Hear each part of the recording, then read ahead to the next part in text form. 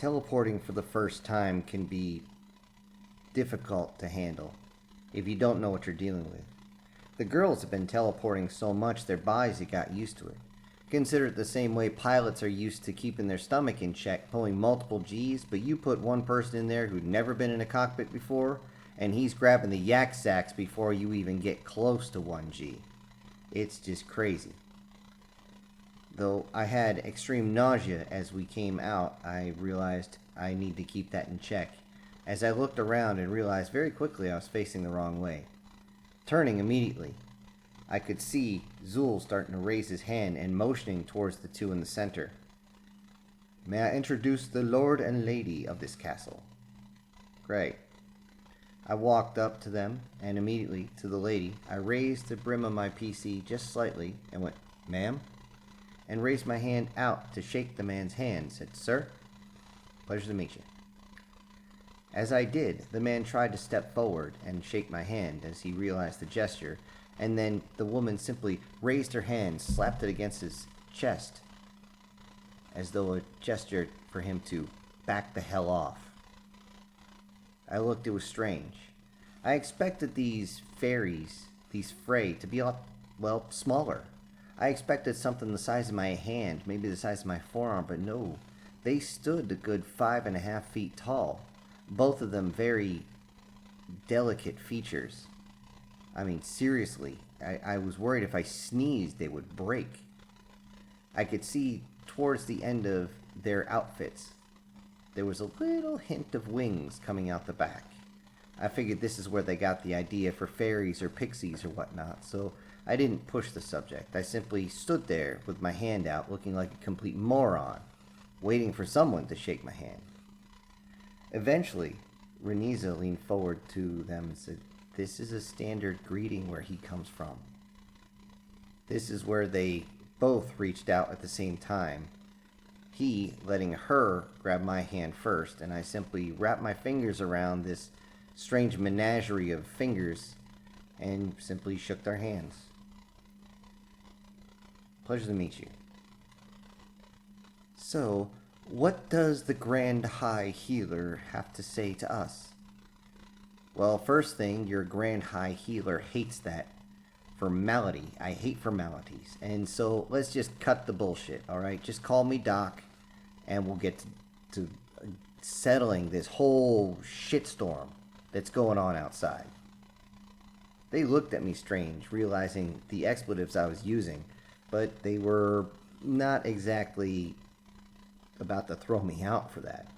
The fact that a high healer had actually showed up to talk peace was a big step in the right direction, and they knew it.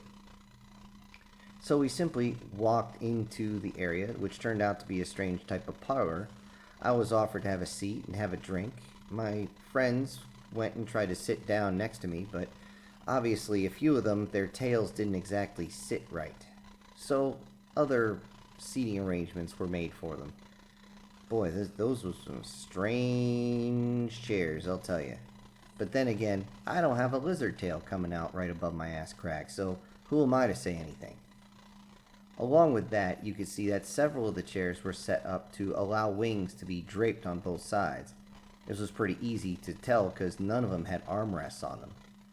With that, as they both sat down, I could see their wings opening up, but something was off. Something was very off. Why did he only have one wing? Well, it was actually two wings on one side and one wing on the other. I was surprised at this, but I didn't push the subject just yet. We simply began to talk about what had happened and why everything had come to the way it was. As it turned out, it was something that I just had my jaw on the floor and had to pick it up. As it turns out, they were trying desperately to merge the two kingdoms in some sort of marriage. I say some sort of marriage because nobody could figure out what in the hell it meant. For those on the, shall we say, more Asian way of thinking, they wanted one of the daughters from the phrase to come over and be subservient to the man, be the queen, but she would always be under him. Whereas the, I'm guessing you could say princess, because they have a very strange way of doing it. Duchess, You know what? I'm not even going to try. All I know is she wanted that guy to be her husband, but she would always be superior to him. He would always be separate, a lower class, a second class citizen, if you will. And I couldn't believe what I was hearing.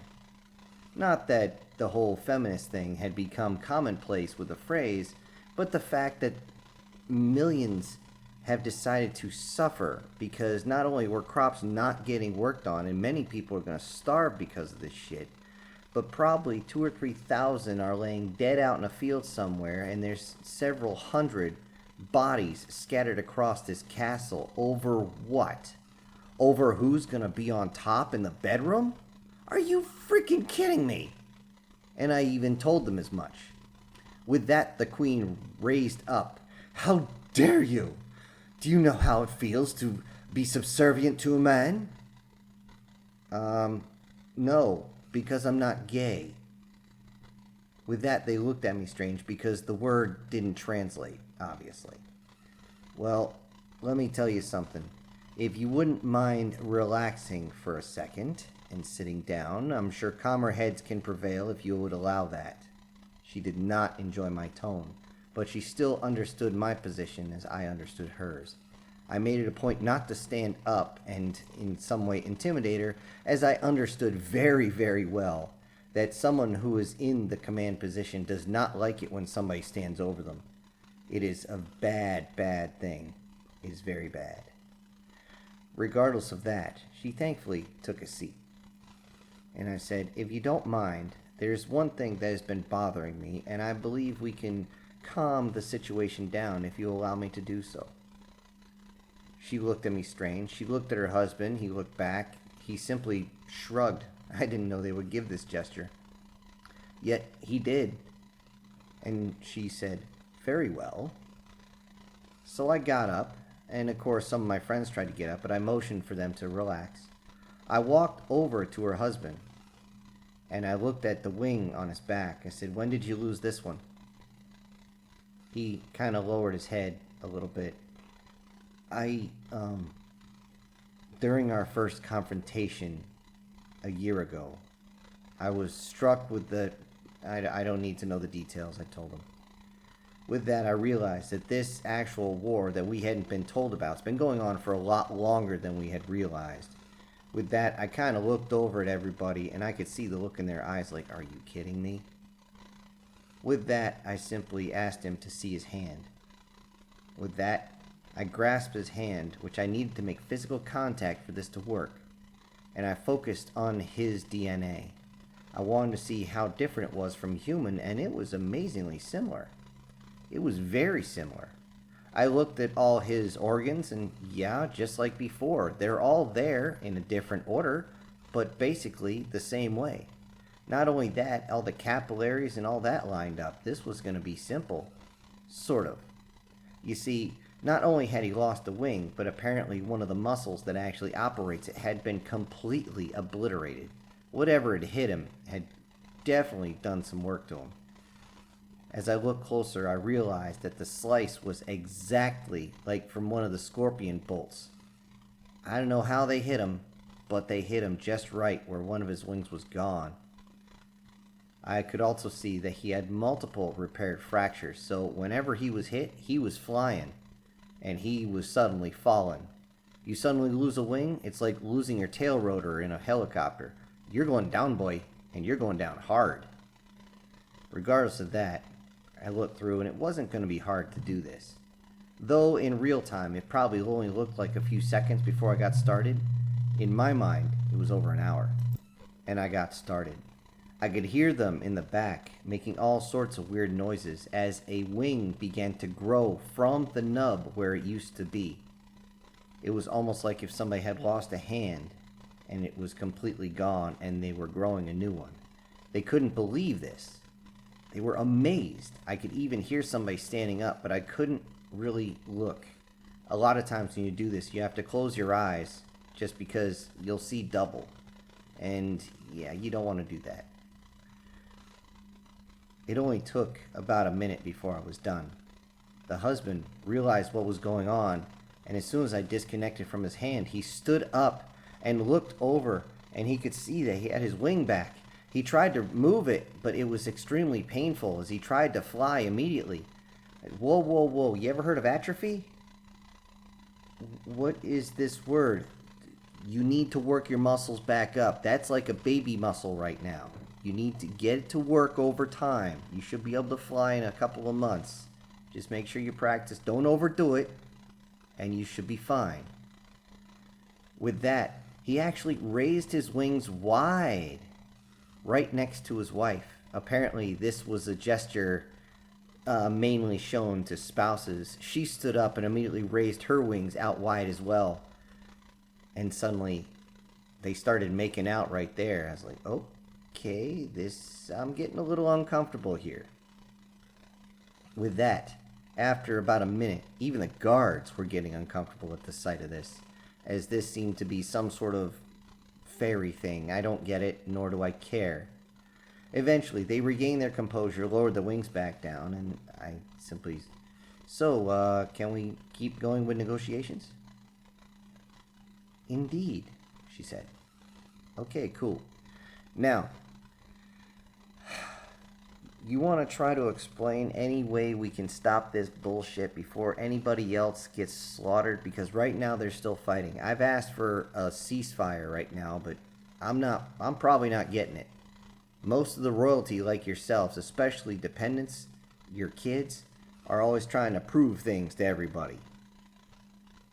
They began to look at each other, and they were confused. Well, let me put it to you this way. Who was in charge of the assault on us as we crossed the field? Who was in charge? Well, that was my eldest daughter. She felt it would be best. Whoa, stop. She felt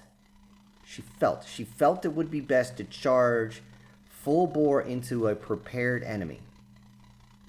Well, yes, that is the way we've always done it. Oh, God. I began to rub my eyes as I was realizing that this was going to be difficult. You don't fight a battle off feelings. Do you have any idea how fast you lose? Well, you would have to, because you lost. And tell me something. Where was she? Did she decide not to go to the battle that day? It's bad enough I had a princeling on the other side who was a complete and total dumbass, almost cost us the battle itself. He's not even around anymore. The dumbass took a bullet to the skull, and now he's very simple. The queen seemed to grin at this, but then suddenly she dropped her grin as the accusation against her daughter was there. Immediately, she turned to her guards and said, "Bring her." It didn't take long. In actuality, she was standing right outside. This very thin, very petite, and very, scantily clad girl came in, holding a rapier on one side. I'm just like, what in the ever-loving crap? Why are you carrying a sword? You fly. A spear or a bow would work so much better. At least, that's what I was thinking. Along with that, I was thinking, good God, if I dated a girl like that, I'd be in constant fear of breaking her. Just from, dancing with her. Good God, that woman was just thin. But it made sense.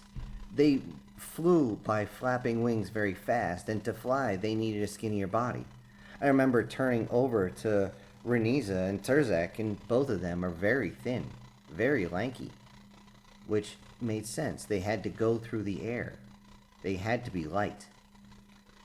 Well, immediately the princess came up and began to draw her sword, and I said, whoa, what do you think you're doing with that? Well, you dare to insult my way of leadership. Your leadership got everyone killed. How dare you think that way? I will personally take you out if need be. She simply drew her sword, and her mother immediately told her to put it back. But mother, he insults me. Yeah, he did, and I agree with him. Mother! With that, she began to show a little bit of tears. I was like, great, we got a crier. With that, I simply stood up and looked her straight in the face. Listen, when it comes to leadership, You don't take anything for granted. You don't ever charge in, and the battle is almost always won in the preparation phase. If you didn't understand that, the blood of them are on your hands. How dare you! She tried to reach up and slap me, and I just deflected one hand and slapped her across the face. With that, all the guards immediately pulled their halberds and swords and pointed them at me. She began to cry almost uncontrollably, as no one seems to have ever struck her before. Her mother simply told her to sit down and shut up, as she realized the complete and total debacle that her daughter had brought. I turned towards the queen and the king and simply asked, "So, tell me this, who was in charge of the defenses of the castle?" With that, they simply motioned back over to their eldest daughter, who was now just hiding herself as she curled herself slightly, as though she was trying to make sure she didn't get struck again. Great, no wonder you guys are losing so bad. Oh, shit. Oh, God. Tell you what, I have no interest in all you guys dying. So, what can we do to end this bullshit? We ended up talking around in circles for a long time, so much so that the lights had to be activated. When I say activated, I quite literally mean it that way. They were using a type of magic stone to light everything up instead of using candles. I was surprised by this. And then, eventually, we came to an idea. I actually thank the husband for this, because he just came up with, why don't we just use the village we were going to gift our daughter with? Of course, his daughter immediately piped up, but with a glare from her mother, sat right back down. What village? I asked. The village we were going to gift them, and they were going to, once she got married, she was going to move in with her new husband, and she would rule over this village. Ah, and this village would be where exactly? With that, they motioned over and somebody brought over a map.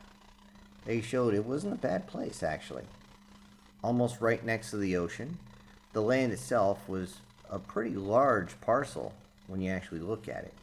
It wasn't exactly part of one kingdom particular. In fact, it was going to slice a piece off each one and be its own, basically, buffer zone between the two. I figured this was a very good idea. This was a really good idea. And with that, before I could even say anything, Zul jumped in.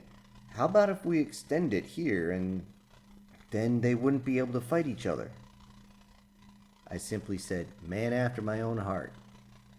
I looked over, and sure enough, Terzak, his niece, was just smiling, as she seemed to have the same idea, as she was just nodding up and down with that really creepy grin she has when she knows she's right.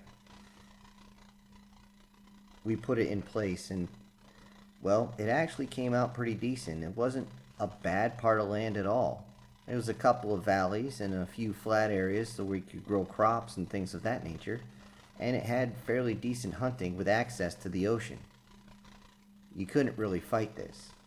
We're talking several thousand square acres. Not bad, but we still have one more person we have to run it by. With that, we ended the negotiations for that day, and I bid them adieu.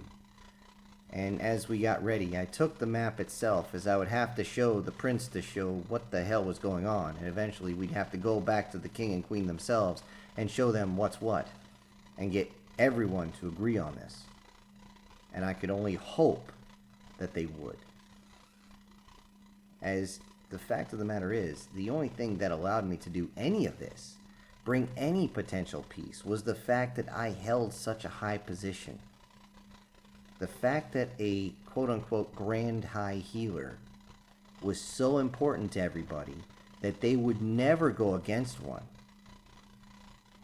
Just sheer luck on that one. But as we left, I started to hear the Queen talking about something, and she said two words that made me stop dead in my tracks. Other humans.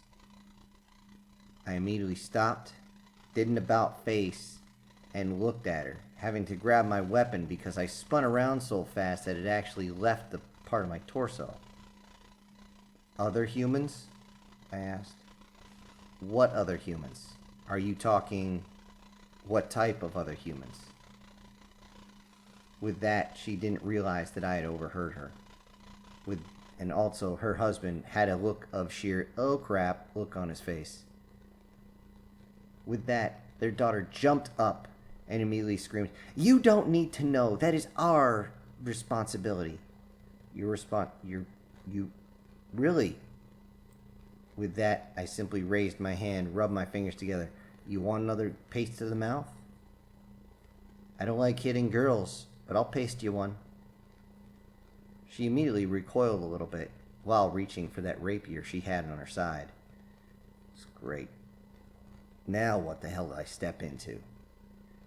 I walked back over to the king and queen, this time not even bothering to sit down. What other humans?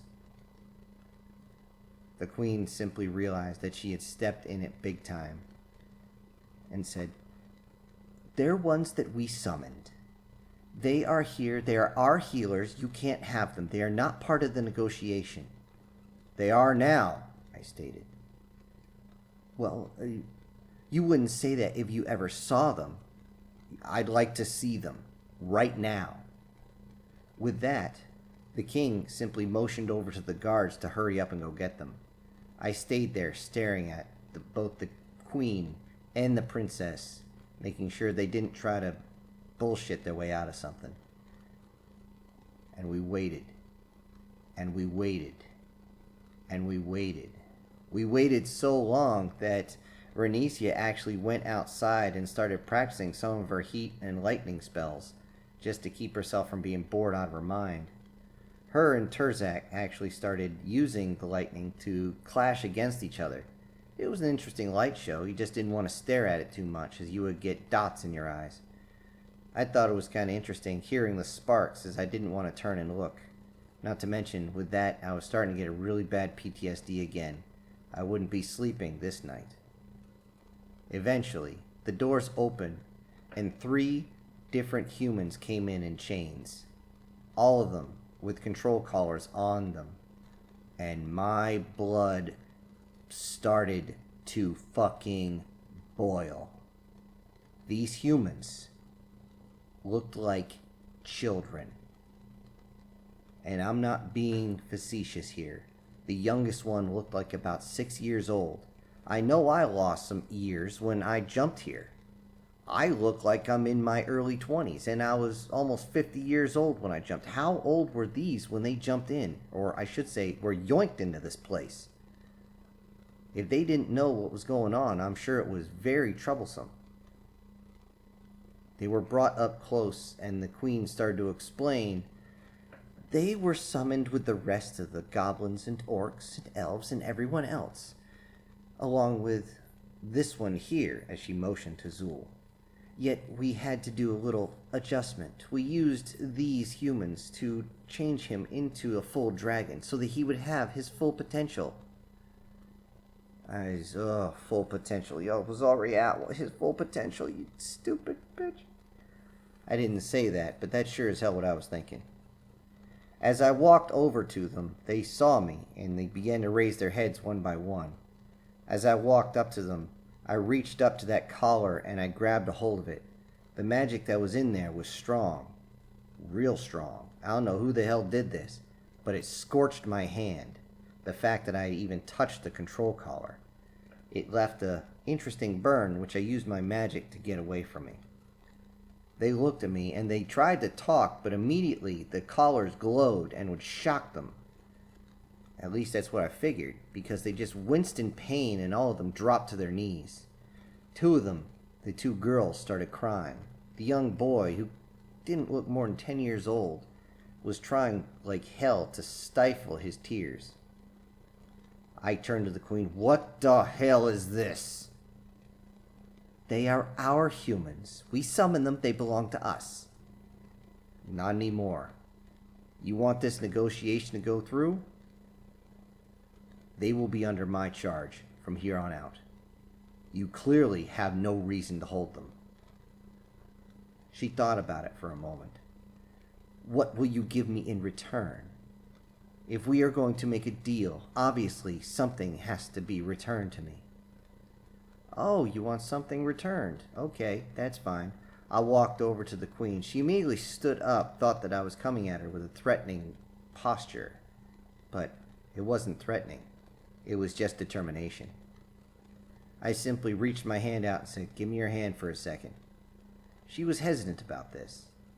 Her husband immediately stood up and actually drew his sword on me. Not a healthy idea, dude. You want to lose your wing again? He was actually scared about this. With that, I realized that Zul and the rest had actually started to growl as I turned and looked, and the princess had actually drawn her sword as she was trying to protect her mother. Well, a good thing that she would try to protect her mom, but bad idea to do that in front of 3 dragonkins, especially when I know one of them could let out a belch which would turn into a fireball which would kill everyone in this room, myself included. So, yeah, not a smart idea. Eventually, she reached out and I took her hand. Then I pulled her in a little closer and put my hand on her shoulder. The closer I am to the heart and the brain, the easier this is. I did the same thing to her as I'd done with the queen on the other side. I reversed her aging down several years. I found out by researching their genetic code that they age a lot slower. So basically, where I would bring back at least 10 to 15 years on a human queen, it turns out I was bringing almost 100 years back to this fray. And she could feel it too. As it turned out, she had actually passed her breeding area. Her time for breeding, just like any other human, is limited. So while in there, I decided to throw a little bit of extra, a little bit of a curveball, if you will mind that. I decided to make her very, shall we say, receptive to her husband, to the point where I actually overloaded the glands in that area. She would be having a hell of a night once I left. But at first, all I needed was to show her that I could reverse her age. This is something, of course, all the queens and princesses would kill their own retainers to obtain.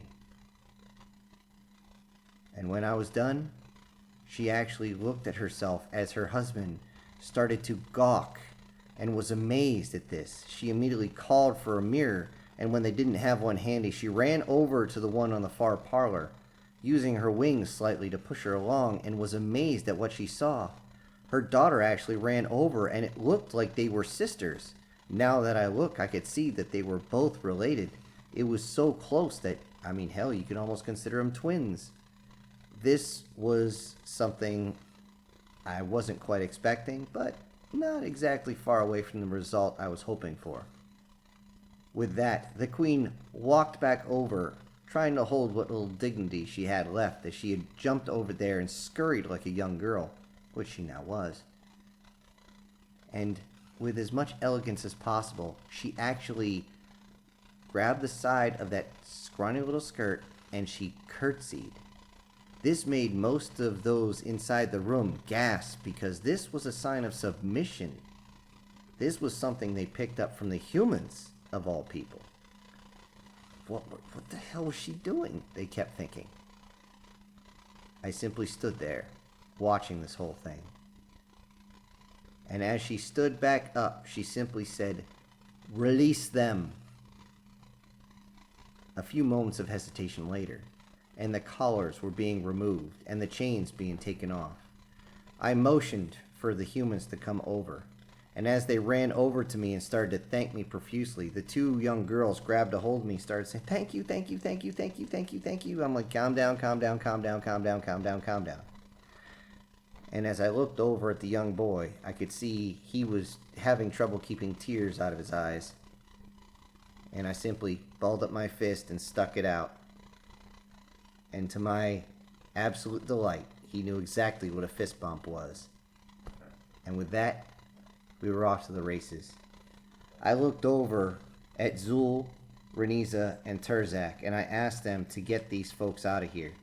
Teleportation is rough on me, and they just got finished with whatever the hell was happening with them. Needless to say, it would make me nauseous. It would probably put them down for the count. So they would have to fly out of there. With this, I simply grabbed the map and told them, alright, hopefully I'll be back in a few days. I'll try to keep everybody from killing each other until then, but I can't promise anything. They simply looked over and were so grateful as the king and queen were holding on to each other with their wings slowly getting higher and higher and higher. I kind of figured this was a good time to leave if something is going up and they can't control it. With that, I got a hold of my two girls for teleportation, and Shara and Xena got us together, and zoink! Suddenly we were on the far side, right next to the mash. Thankfully, there was nobody coming in for anything more than a scraped knee or something like that. So those that were already healers were already taking care of it. I immediately went over to the prince and said, "Hey, we need to talk." I showed him the map, and he was more than interested in this. As it turns out, he didn't realize that his brother was getting such a large landmass. And now that he was going to be the first son because his brother was, well, a little out of it for the next probably decade or two, he was going to be the one inheriting everything. So as far as he was concerned, giving up this landmass for being able to make sure he controls the larger area was more than enough motivation for him to want to go talk to his parents. I simply handed him the map, and he grabbed his retainers and off they went. Boy, I've never seen him kick horses so hard. Kind of felt bad for the horses, but off they went into the dark. I went over to see how everyone else was doing, and thankfully, no other issues. They'd been watching over the prisoners, and thankfully the prisoners hadn't been mistreated at all. Good thing, too, because when I asked for the report, I glared at the guards. They immediately backed off as they knew what I could do to them just by a touch. So, it was what it was. Shara ran over and checked on Goyle just to make sure that she was okay. I was still kind of chuckling at the name of Goyle for a young girl, but hey, why not, right? That being said, I need some sleep. It'd been a long day, and my powers were still not coming back fully yet. Not only that, but Shira and Xena, doing teleportation that far? Whew, I can only imagine how much energy they burned up. Although, I did get a few weird looks as I decided to curl up over on the side. Hana, again, came over. I swear that snake girl is sweet on me, but I'm sorry, reptiles are not my thing. But she simply curled up and made a bed again for me. She was a little put back at the idea of Xena and Shara actually curling up next to me in little balls, almost as though little kittens had curled up next to me. But these little kittens both stood about 5'2", so yeah, not so little. They were warm, and I was surprised. They kind of purr when they sleep. No, that's not creepy. The next day, I woke up, and after getting something quick to drink and relieving myself, I simply looked around at everyone, made sure everybody was okay. Okay, I wonder what's going to happen next.